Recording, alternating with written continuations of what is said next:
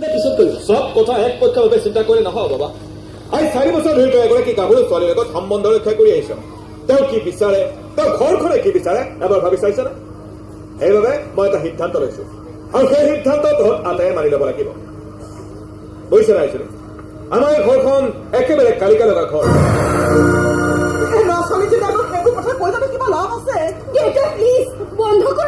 চাপৰিলে মেঘ হাতৰি নাযায় মাজনী। কাইলৈ পৰহিলৈ তেওঁ এইখন ঘৰ ফেমিলি মেম্বাৰ হ'ব। গতিকে কথাবোৰ তেওঁ জানিব লাগিব। আমাৰ ঘৰৰ সকলোবোৰ কথা মই তেওঁক বুজাই কৈছো। দেউতা কি বা কৰি কিবা কবলৈ ৰৈ গল নেকি?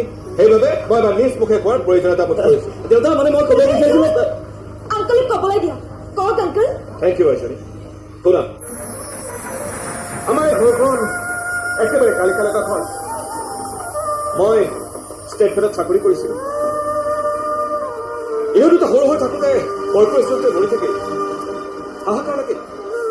হাতে খচি থকা সমস্ত শেষ। এনেকৈ এদিন মই এখন সৰু ফাৰ্মত কাম আৰম্ভ কৰিলো।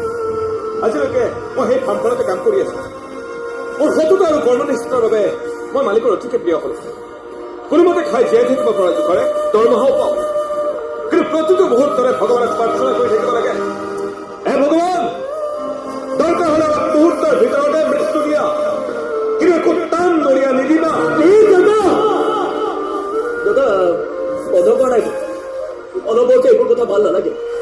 নহয় বাবা, কাইলৈ পৰহিলৈ তেওঁ এইখন ঘৰ ফেমিলি মেম্বাৰ হ'ব। গতিকে কথাবোৰ তেওঁ জানিব লাগিব।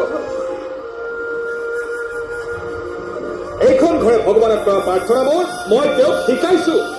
তোমাৰ প্ৰাৰ্থনা, তোমাৰ ভগৱান। মা তুমি ভক্তি আটাই পোৱা গধূলি মিলি ভগৱানক প্ৰাৰ্থনা কৰা।